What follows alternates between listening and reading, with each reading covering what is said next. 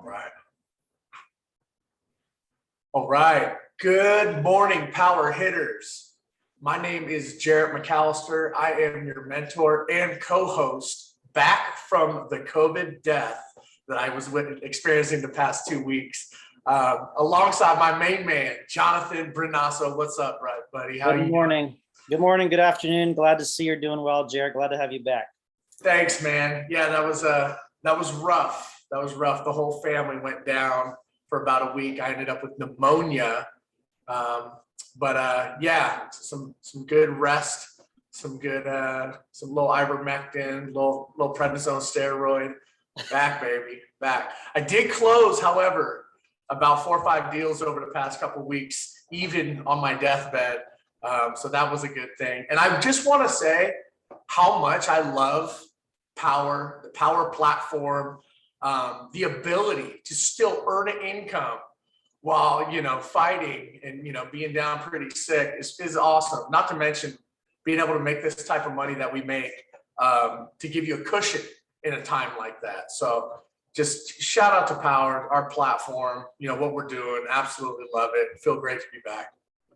You mean you click a few buttons, make a few calls, and make thousands of dollars, Jarrett? Is that what that's it. Wow. That's it. Very cool. Yeah, very, very cool.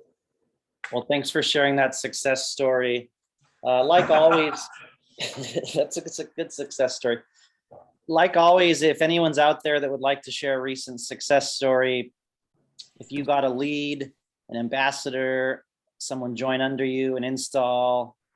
I got one, Ruby. Yes, please. So recently, Spencer Fraser, he's an EXP realtor, onboarded a solar pro named Jordan Shaw. And he just submitted 3 leads within the last 2 days. So that's pretty exciting. Very, very cool. So that's awesome, Anthony. Yeah. So you recruited an EXP agent because they are very familiar with this type of model. And he went off and brought in a solar pro pretty quick, huh? Yeah. Yes. Very cool. Congrats, Anthony. Can't wait for him to start closing a bunch of deals. All right. I got one for you. Yes, Ramsey? Who's that? Yeah, hey, Jonathan. I got my first deal with Mr. David Paris, who helped me as a mentor. So I'm very excited to close my first deal. Yay. Congrats, awesome. Ramsey, and welcome. That was fast. How long have you Thank been you. here, and how did you get that lead? I've been in Power for about a week, and this was a self-gen, a friend of mine who lives down the street. And yeah, so I'm very excited. I appreciate everything you do and all the support here on the Power team. Very cool, Ramsey. Well, welcome. And I think I saw you liking and commenting on every one of my YouTube videos. So whoever takes the time to do all the research and watch the videos and really absorb, I think is successful here. So hats off to you, my friend. Thank you. Was it Mike? Our Florida badass mentor, crushing it. What's up, Mike? Guilty as charged. Just got down off a customer's roof, helped salvage a deal. We were having a hard time finding an installer that would take the job. Went up there and did a little photographic pre-survey and found out that his building records were actually wrong, and he has a concrete roof, not a clay roof. So we're good to go. And another 30 kilowatt hours of batteries going in as a result. Very cool, Mike. That's awesome. Yeah, concrete tile versus clay. Those can be a doozy, but. Hey, real quick, Jonathan. Do not get on roofs, people. Do not get on roofs. Ignore that. Yeah, it'd be like my installer that fell off the roof and broke its leg that one time. Hey, real quick, I just wanted to give a shout out. I have another success story. Otis Jackson just joined with Power. He has been an all-star ADT sales rep for going on almost a decade. I've been trying to tell him about the Power platform, upsell for his customers. He finally took the bait, asked the client. They said, absolutely, we're interested in hearing about solar. We presented last night, 1 call, 1 close. So he just got his first sale. So just shout out to Otis. Great job, brother. Very cool. Thank you, man. Otis is here too. Awesome. There we go. Yeah. Forgive me. Actually, my Zoom call says Jaden Jackson. My son was using it in the past for school, and I didn't get to change that quick enough. Apologize, but it's Otis Jackson. Congrats, Otis. Thanks, Kiara, guys. were you wanting to share, Kiara, or anyone else that wanted to Yeah. share? Yeah, I'll share. So wanted to formally welcome Brad. I'm super excited to have him a part of the team. His work ethic is just next level. I told him, hey, I have a list of like 20 leads. They're, all right, they're kind of lukewarm. If you want to call him, he's like, I will call everything, send them my way. So I really like to see that ambition and that work ethic. And then I also wanted to welcome Alex and Kiadish to the team. They're not on this call today. We have to complete our onboarding on Wednesday, but a lot of solid consultants joining Power, and I'm excited to help them grow their business. Awesome work, Kiara. Things are really heating up, I think, for your team and for you, and selling lots of deals and starting to make a big impact. So Sure. Very cool. And also a shout out to JC Rangel. I mean, I think he's level 1. He's in the 50 to 60 range consultants on his level 1.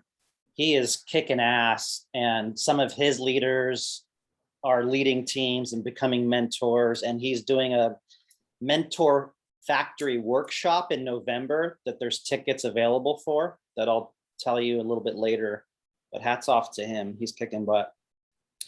All right, Jarrett. Well, thank you so much for kicking this off. We appreciate it as always. Chris, did you want to say something, Chris?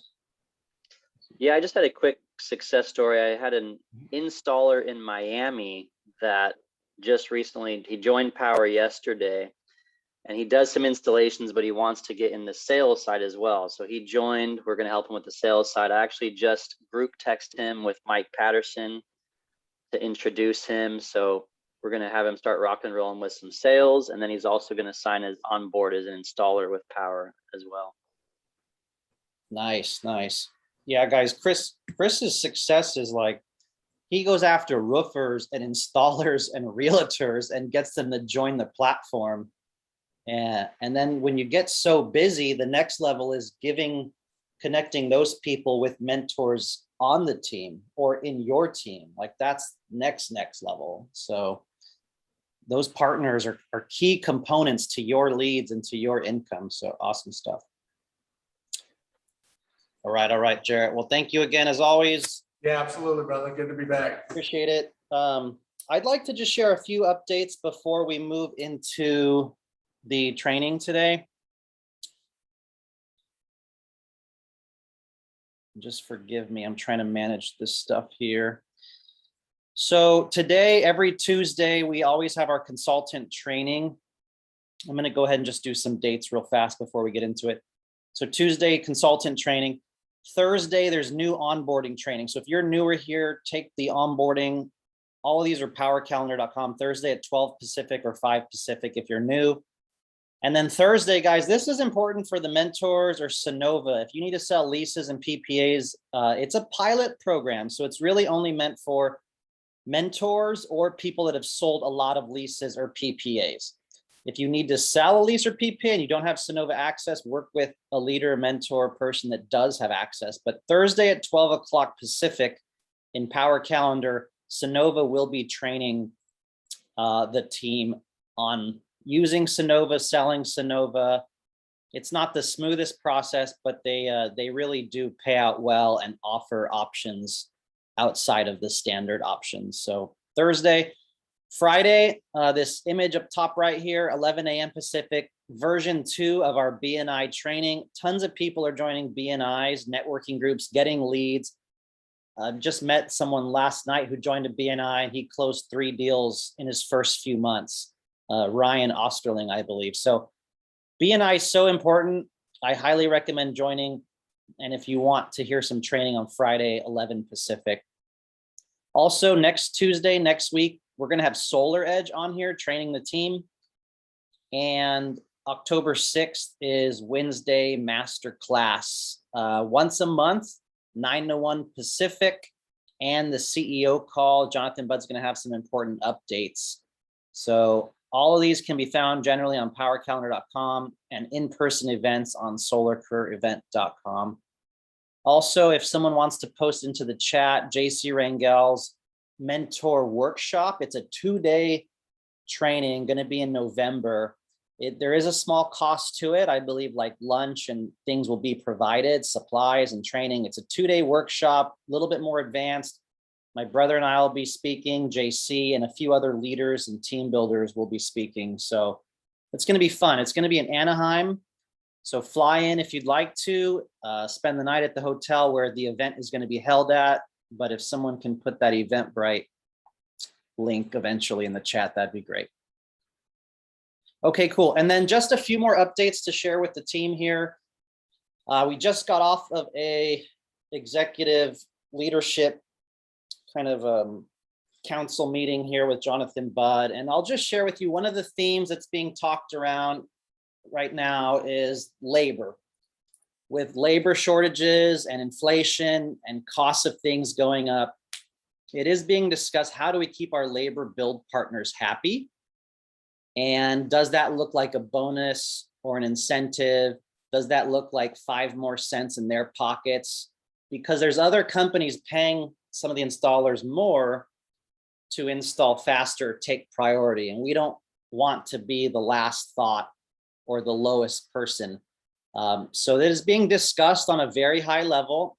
Your feedback, I think, will be looked into for the next few weeks in October. Likely he might ask the field what they think about it, but just know that myself and a few of the leaders on here, we're in favor of definitely taking care of our installers and our labor build partners, giving them a few more cents per watt, I think is something that we need to shift to.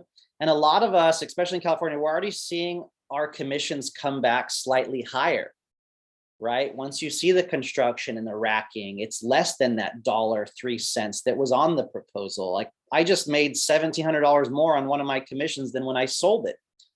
And so I just wanted to throw that out there to you, that this is being looked at a high level to keep our labor build partners happy.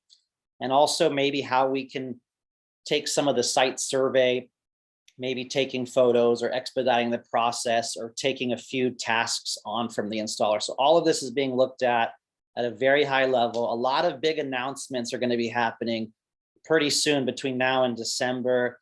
There's going to be new people joining Power, 1 or 2 high-level people that'll be joining soon.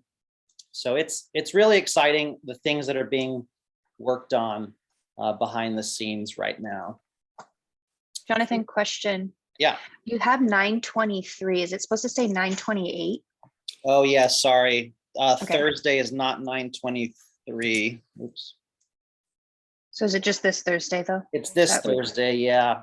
The 30th then. Okay. Thank you. Mm-hmm.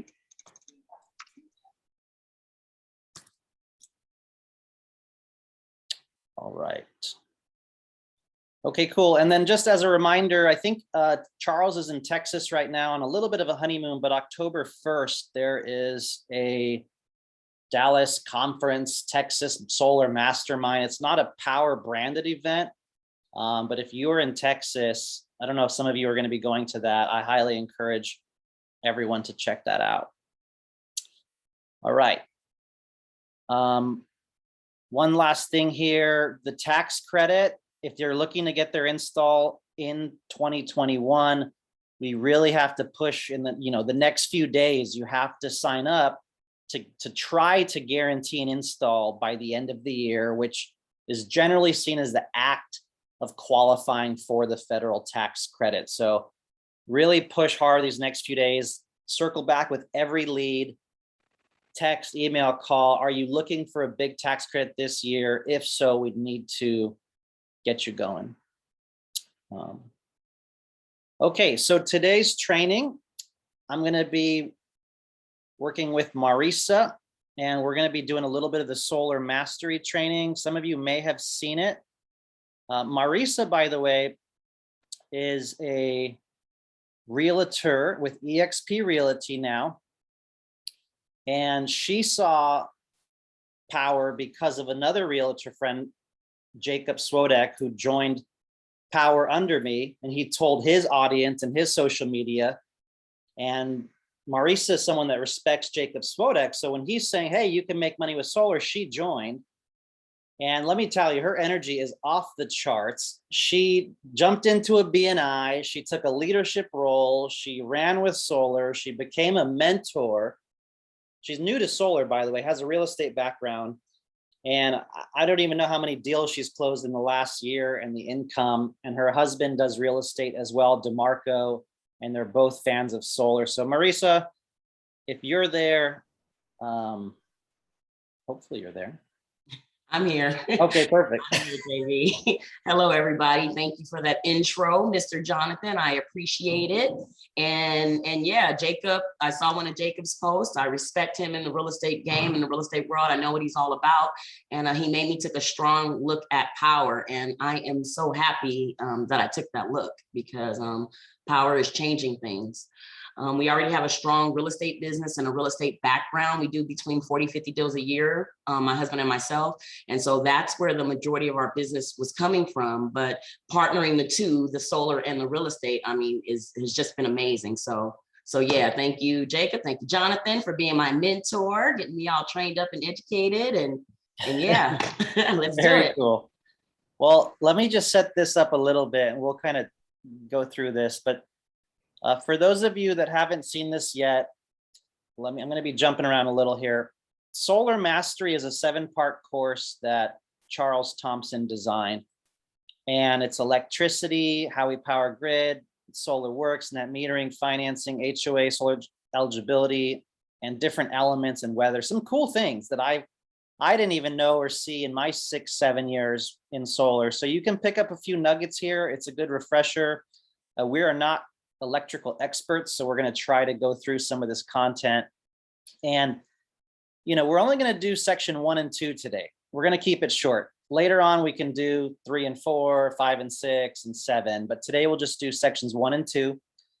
And if you'd like to take a screenshot of this, solarexcel.com, or if you're watching this video, solarexcel.com, you can access the full training, all sections, and take your time with it.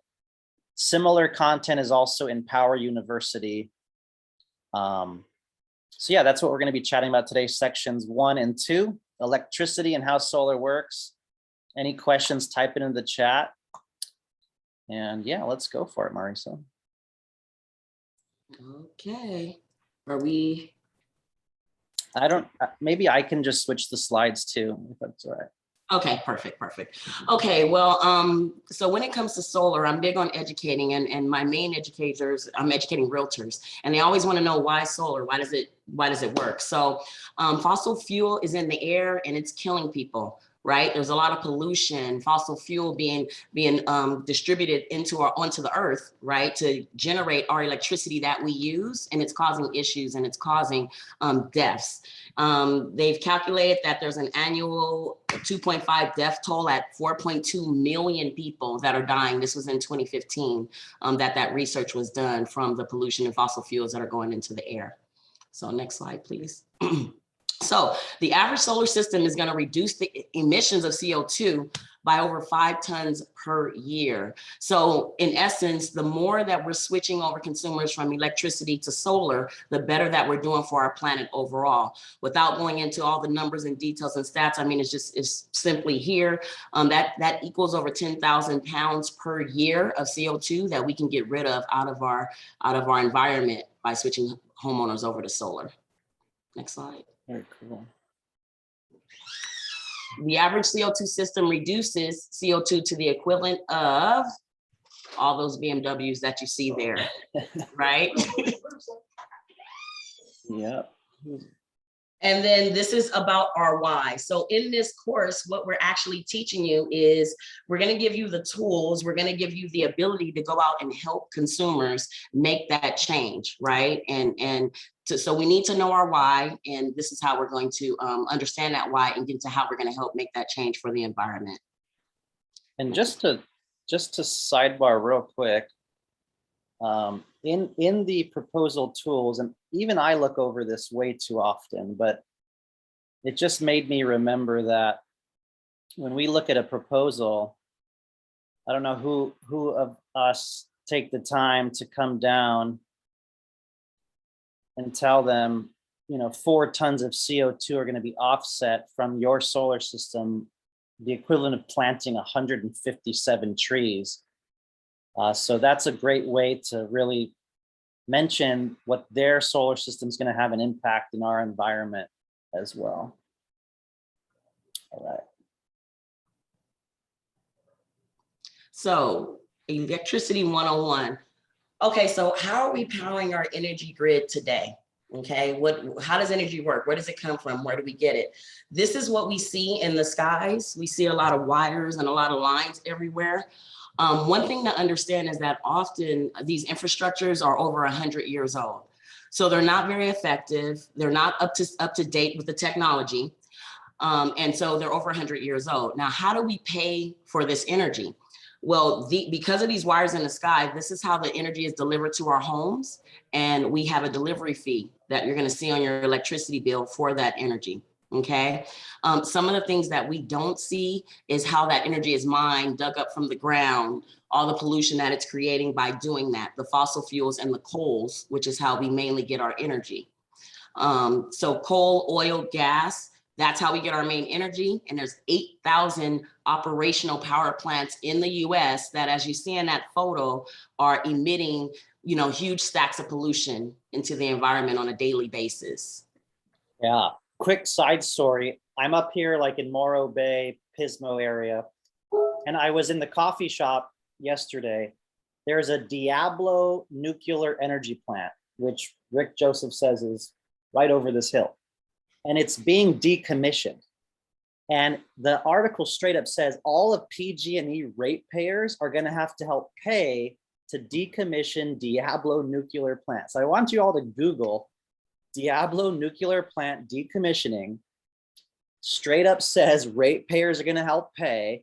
And social media posting today, a great little post. So it's insane what the utilities are allowed to do. And even Edison, Santa Onofre nuclear plant, we pay for decommissioning. So it's wild. Anyways. And again, so this is what it looks like when they are creating energy from the coal and the fossil fuels. And if you see kind of in the middle of that photo there, or that illustration, that smokestack. Again, eliminate putting all that pollution into our air. And it's not just in, it's not just in LA where I'm from, where it's very obvious. You can see the smog and you can see the pollution on a daily basis, but it's all over the world, places like China and other areas where you have this heavy pollution factor from how we produce our energy here. Next slide.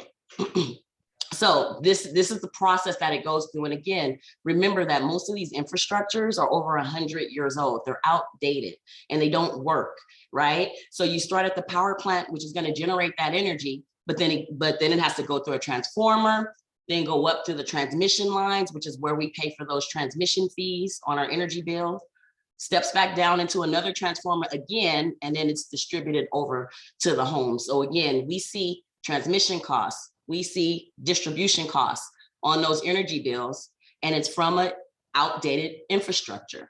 Another problem with this outdated infrastructure is that, as many of us know on the call, it causes a lot of issues in our environment, again, because it's outdated. So 2 huge fires that happen, one that's going on right now, the Dixie Fire in California, is believed to be caused by PG&E and their outdated equipment, sparking and then setting brush on fire and creating these huge, outrageous fires. The Paradise Fire was another one from a couple years back that PG&E, it was found that they were responsible for it, or their outdated infrastructure was responsible for it. And so they had to end up paying people out for that. And what happens when you get hit with a big lawsuit and you got to pay people out? You see increases in energy costs and energy bills. So because of these things and a lot of other factors, solar just makes more sense. When you go solar, you've got the solar on the rooftop of your home, and you can eliminate those transmission and distribution costs and charges, and also all the risk that comes with using these outdated infrastructures. Awesome. Okay. And so now, in a very basic terms, we're going to just talk about what is energy. Okay, what is energy? Your energy is calculated in what's called kWh, or kilowatt hours. So your kilowatt hours equate to a unit of energy. Now, when I was in school, I didn't like math a lot, so I like to make things pretty simple. And the way that I simplify it for my homeowners, I say equate it to like a gallon of gas, right? So a kilowatt hours is is a unit of energy, just like a gallon of gas would be a unit of gasoline to move your car. Your house may need 20 units for the day. Your house may need 30 units for the day, but equate it that way. That's my little simplistic way of a kilowatt hour of energy. Okay. So what's the difference between a kilowatt and a kilowatt hour?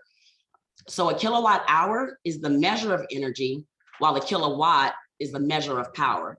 Okay. So a system is designed in kilowatts.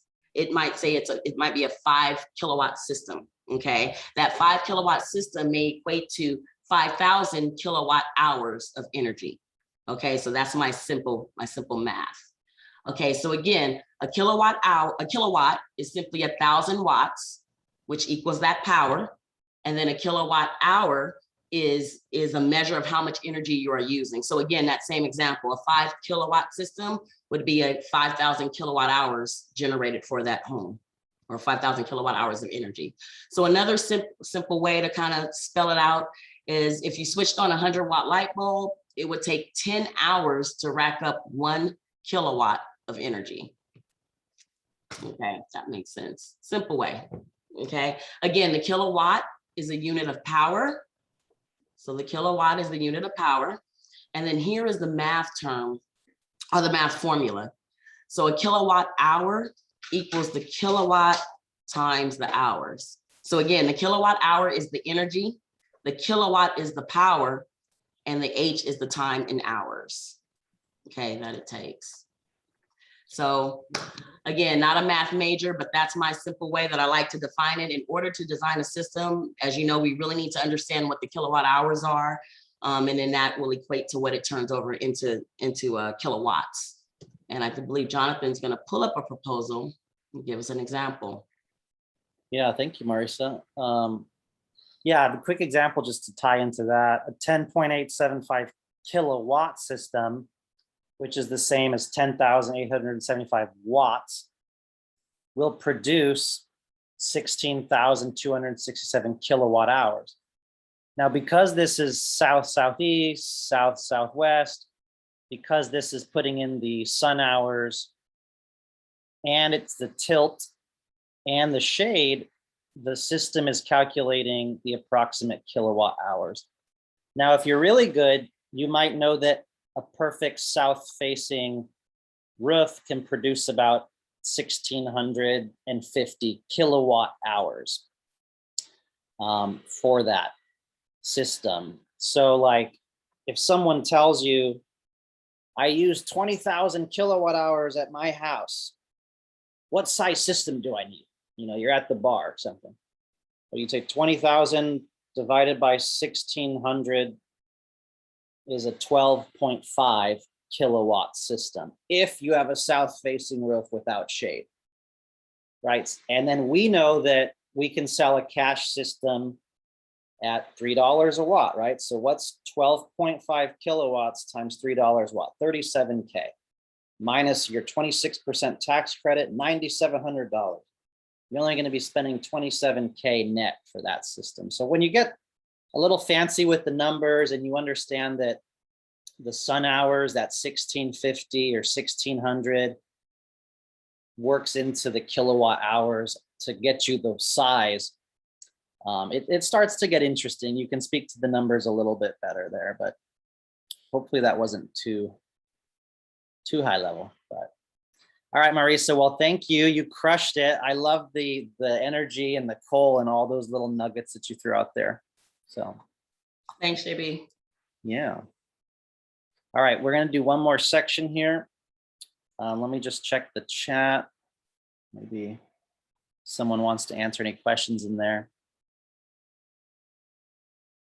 Okay, so how solar works, just some really rough basics. Obviously, the sunlight strikes the panel, causes electrons to get excited and move around, creating an electrical current. A lot of times we call that PV or photovoltaic effect.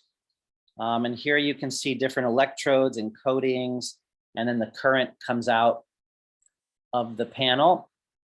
And the energy is channeled into usually an inverter. It could be a micro inverter, or it could be a central inverter like Solar Edge. So N phase is micro, It's converted right there on the spot from DC, which comes out of the solar panel, to AC with the end phase. With a solar edge, the power comes down DC to the inverter, and then the solar edge converts it to AC on the side of the house. One point where the conversion occurs versus end phase, multiple points where the conversion occurs. Pros and cons to both.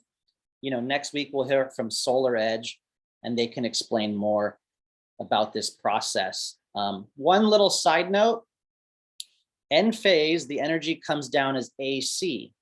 So if you're doing like a new home build and you need to pre-wire in the house, AC can be like a flex conduit, flexible.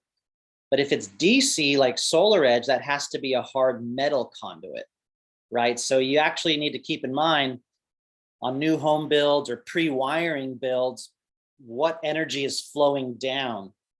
Is it AC down or is it DC down? Because certain jurisdictions may have different requirements, whether or not it's AC flowing down or DC flowing down. Oftentimes end phase is better for that, because if it's flowing down AC, you can use a flexible conduit line. And we sell monocrystalline panels, if you look that up. And the panels, I always say, are typically made of glass, silicon, and sand, and crystalline. You know, kind of think of like your TV or computer screen. You can walk across these once they're mounted on the racking and put in an array. They're very, very, very durable. And we'll actually show a quick video about how that works. But there's different framing, junction box, back sheets, and all these things that make up the panel. Now, when we talk about like black on black, the second one is the back sheet, right? So that's why this panel here is black on black. When it's black on white, the back sheet is actually white. So that's how you get, whether we're looking at black on black or black on white panels. How many panels form a solar array? You know, obviously the Solo tool can go ahead and tell us how many we need to do that. Our minimum size is usually 8 panels or so. And I'm just going to share a quick video on how the panels work and the durability, just in case some of you haven't seen this video. It's very informative, and it's a good video to share for homeowners that have concerns.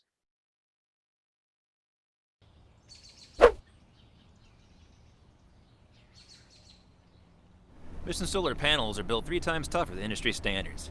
Higher quality means more power and longer lasting. Made right here in Texas. Tough means tough. They can handle extreme weather like Gulf Coast storms. We're talking crazy wind and penetrating rain. And Mission Solar panels are strong enough to survive the neighborhood kids' best shots.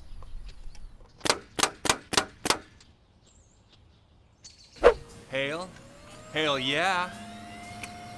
Ice cannon. Panels undergo wet leakage current tests, independently tested to 1,000 volts. Let her rip, boys! And can Mission Solar handle it when things get hot and steamy? Oh yeah. Our solar panels are so tough that they can survive a Canadian blizzard, eh? Or the blazing hot Texas summer sun. In thermal cycling tests, Mission Solar panels are independently tested to withstand 600 extreme temperature cycles from -40 to 85 degrees Celsius, which means you can hit them with a flamethrower.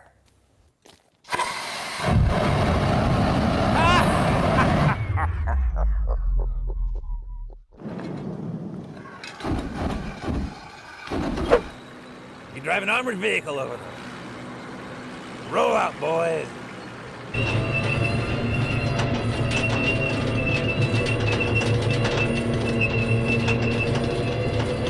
You can even hit them with a tank shell.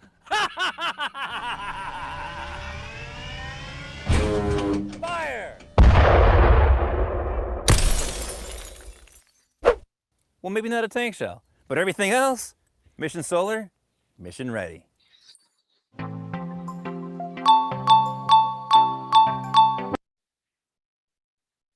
PG&E customers can now start. All right. That's always a fun video to send customers or get a good laugh or kind of restore their confidence. If they're like, what if Johnny's softball hits the panel? I don't know if I can do this. You know, you just kind of ease their concerns with that fun video there. All right, couple more slides. So the components to a solar system, like a lot of us know already, the panels, they're usually an inverter. It goes to the home's electrical panel. The home uses it first. Anything extra goes back into the grid. The meter goes backwards and it goes back into the power lines, known as net metering. If there was a battery, usually the solar would make sure the battery's charged first, then it goes into the home, and any excess will still go back to the grid, even with a battery. And the size of the solar system just depends on how much electricity you need. Make sure to get the breakdown of kilowatt hours or monthly kilowatt hours and use that in the Solo proposal tool to design the right size system. Depending on the state or the net metering, like in California, we really have to be 110 to 120% offset, and there's non-bypassable charges. So make sure to know your utility and the different requirements. Sometimes a 90% to 100% is the ideal in other states as well. And again, you know, depending on the shade and the tilt and the location of the array and the longitude, latitude, and where you're at in the country really depends on how much solar can be produced from the system. Generally, we use 30 to 40 years of weather data. PV Watts is one of the tools where Solo gets their data from. And we tend to give a conservative example in Solo. We even account for a 3% burn-in. So if you notice in Solo, if you hit show details, there's a 3% shade. That's because most panels in the first year have a 1-3% burn-in, like a new car when you're wearing in a new car. So I like that we give a conservative estimate. Other companies might come in and say, oh, you only need a 5 kilowatt. That'll produce your 8,000 kilowatt hours. And I say, no, Mr. Homeowner, you really need a 7 kilowatt. We give a conservative estimate to meet your needs or exceed your needs. I don't want to leave you hanging in a year with $1,000 true up bill from your utility. So I do tend to find that we give a nice conservative estimate. And of course, everyone uses a little bit more solar electricity once they go solar. So you got to look at the average usage of your customer, or if it's a new home or they just moved in, there's a video Jarrett and I did to how to calculate an estimate of that home. But right here, the average American home uses 10,812 kilowatt hours. Texas, of course, everything's bigger in Texas. They use more, 15,000 kilowatt hours on average, bigger homes, hotter temperature. So it really depends where you're at. I think in California, the average system size is somewhere between 7 and 9. I think my average system size in my sales is around 8 to 9 kilowatts per system. And this is just general info, guys, when people ask you these questions in the field over the years, to be able to just have a confident answer, right? That's the name of the game here.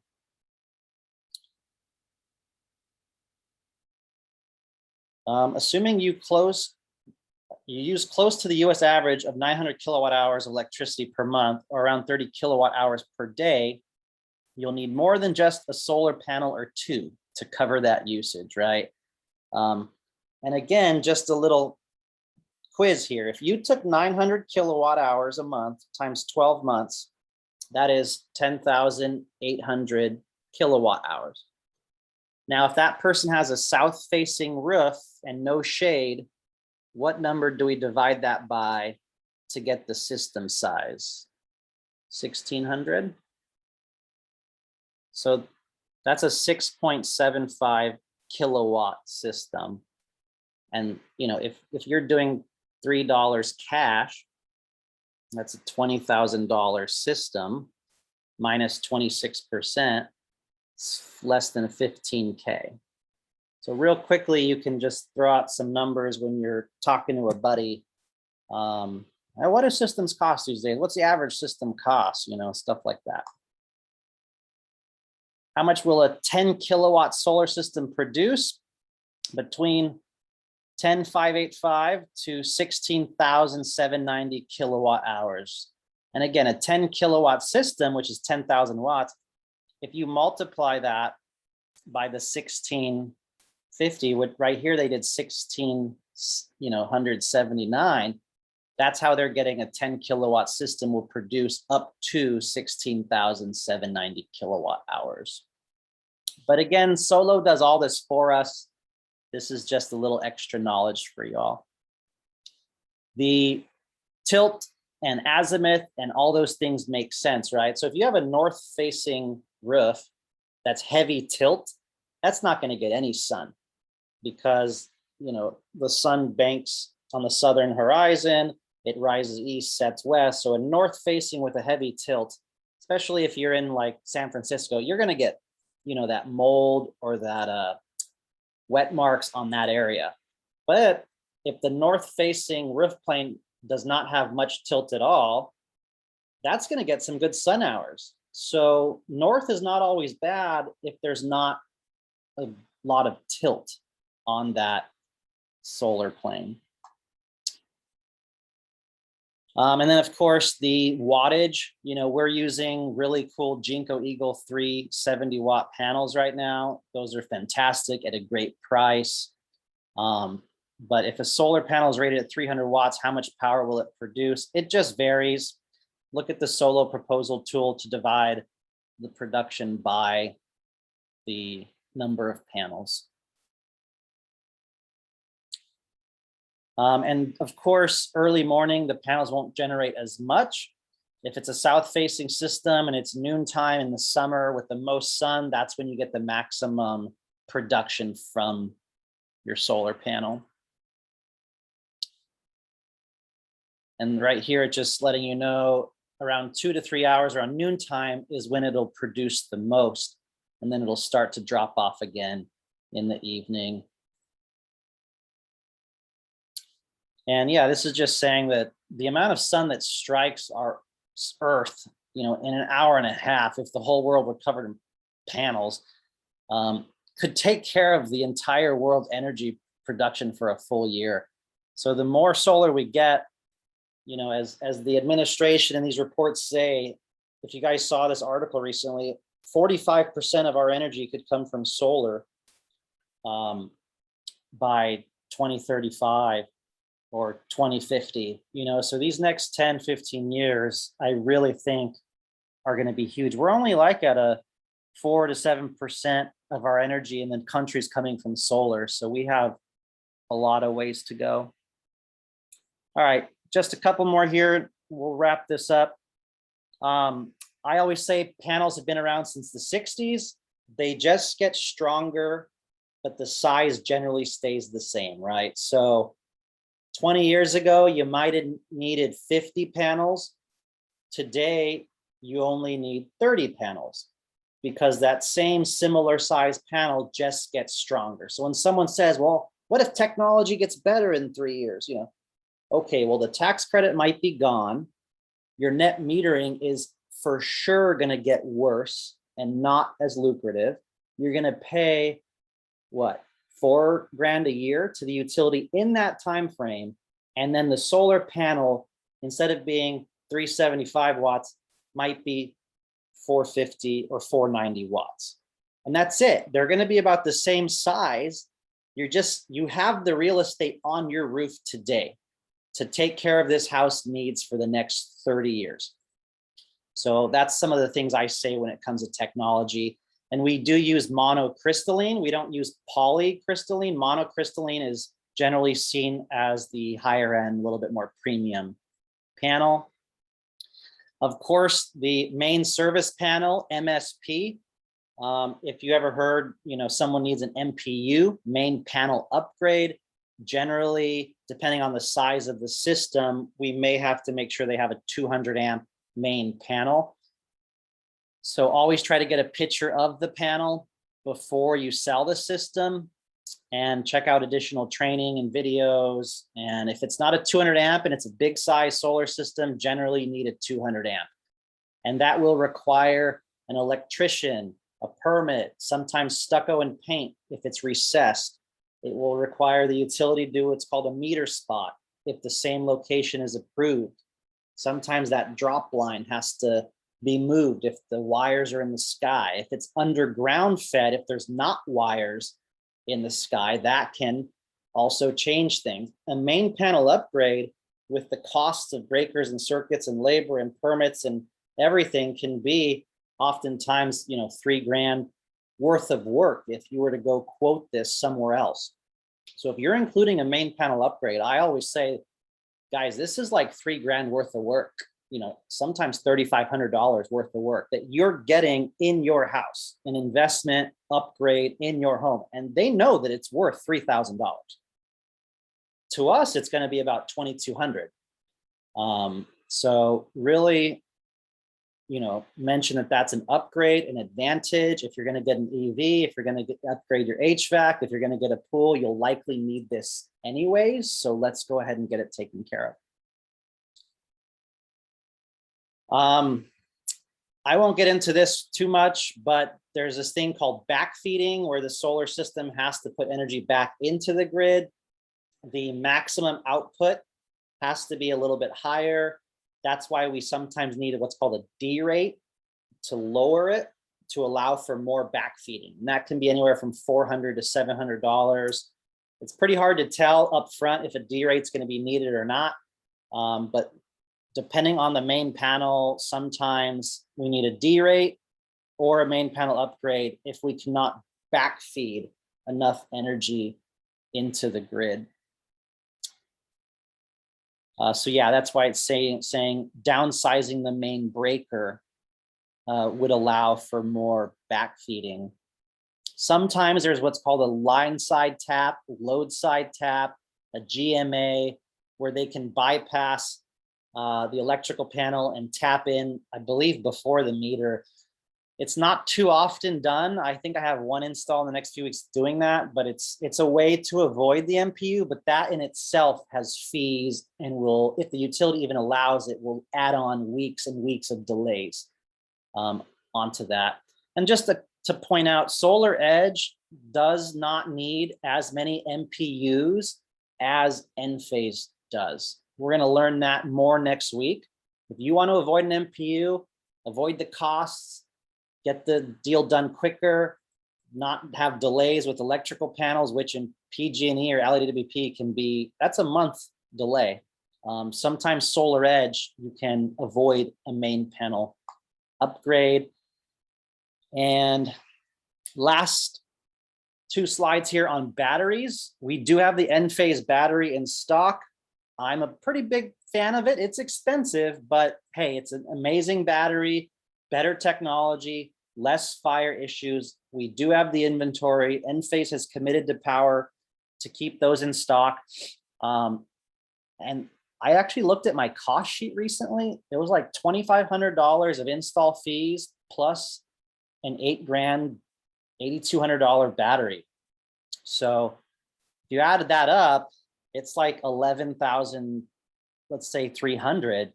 But you guys know that in Solo, the battery is 15,150 for one battery. So I was pretty excited to see almost $3,000 of margin on a battery recently, which is pretty cool. But the battery, I'll just say, a lot of people think, oh, I want to store my power during the day and take it back at night. In California, with time of use, that doesn't really make sense. A battery truly is meant for blackout protection. 90% blackout protection. You can go get a generator if you want. Duramax is a great brand. Generac is a great brand. If you're really concerned about blackouts, how many blackouts do you get, Mr. Customer? So a battery is really meant for blackout protection. In California, there's an extra rebate called SGIP, SGIP. It's about $1,780 if there's funds available, if we get the application in on time, if funds become more available next year. My last few clients have got about $1,780 through the SGIP, additional utility rebate check. And that can take months to get that back.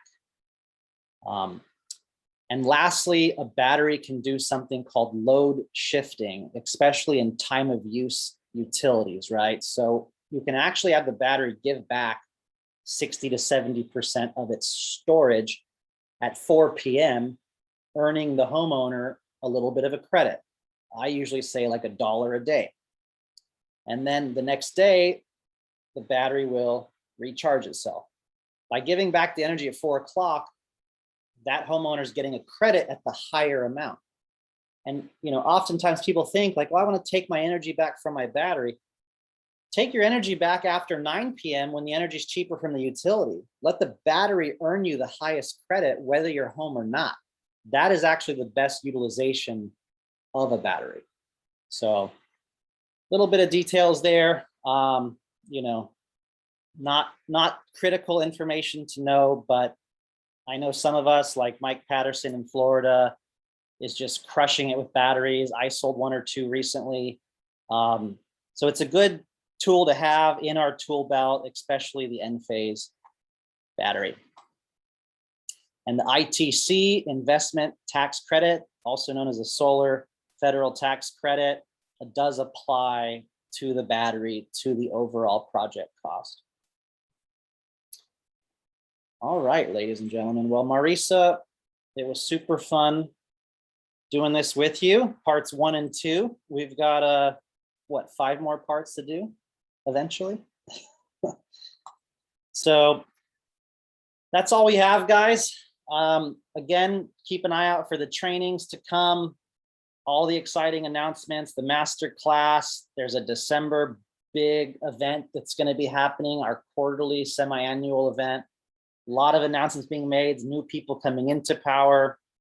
And really the team and executives like Cami, the new marketing director, the game is being up-leveled every month. If you look back at what we've accomplished in the last year, a lot of you, Jarrett and Cynthia, and it's amazing what's going on here. So it's a pleasure to work with all of you. Marisa, thank you. Jarrett, we're going to open it up to some Q&A and we'll check the chat box.